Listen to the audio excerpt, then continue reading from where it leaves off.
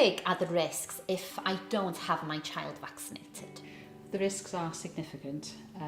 There are recent examples across Europe and the rest of the world where there have been significant outbreaks of measles, especially where there are areas where the uptake of childhood vaccinations isn't certainly as good as it is in the UK. We've also had outbreaks in Wales and other parts of the UK in the last 10 years. We're lucky, and it's down to all the hard work that's happened, that the uptake in Wales is actually really, really high. But we mustn't take that for granted. So it's really important for each new generation of children that these levels are kept high. The other thing we need to remember is that measles can lead to serious complications such as meningitis, pneumonia, and even death in the very rare cases. And also the other thing that some people aren't aware of is that measles itself, if you have it, weakens the immune system, and that can last for quite a while afterwards. The other thing is it's highly contagious. So if somebody hasn't been vaccinated and they come across somebody with measles, it's highly likely they're going to get it. So really vaccination is the only surefire way of making sure that we keep children safe. I heard that some vaccines have side effects. Wouldn't it be better for me to let my child develop its immunity naturally? You know what, vaccines are incredibly safe, and the sort of side effects that are most common are just a slight temperature, a bit of a sore arm where the injection site is, and those things can be easily managed at home.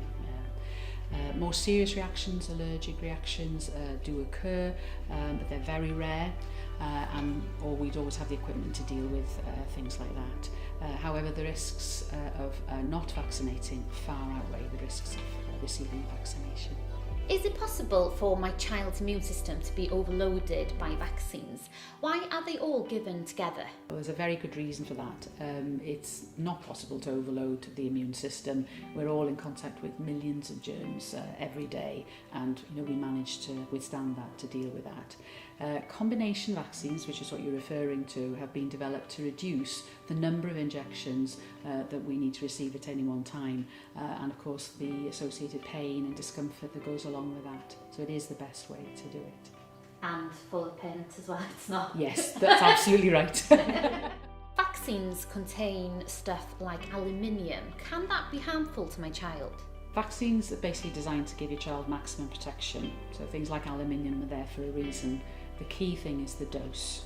And actually we consume more aluminium in our diets than we ever would get from a vaccination. And vaccines are all tested and highly regulated, so I can assure you that they are safe. COVID-19 is obviously still circulating here in Wales. Like many parents, I have concerns about taking my child into my GP surgery. What measures have been put in place to make sure that myself and my child is safe? And wouldn't it be better for me to postpone the immunisation? It's more important than ever that you don't miss your child's vaccination appointment. The vaccine is more effective when you give them on time. In the case of measles, when they're about 12 or 13 months, and then 3 years, 4 months. It's not a good idea to delay them, because actually it leaves your child more vulnerable to catching the actual infection. And as we mentioned before with measles, some of the complications can lead to a child being admitted to hospital, and that's something we definitely want to avoid at the moment. In terms of keeping you safe, the safety of staff and patients, of course, is really important. And in hospitals and in primary care, staff are well versed in what to do in terms of keeping everywhere clean and social distancing. Thank you so much for your time, Dr Sian. I'm sure many of the questions that I had are the questions that other parents wanted an answer to as well, so thank you. It's really good that you've been able to come in to see me today, and I hope you feel I have answered your questions. That's my one. Whoa!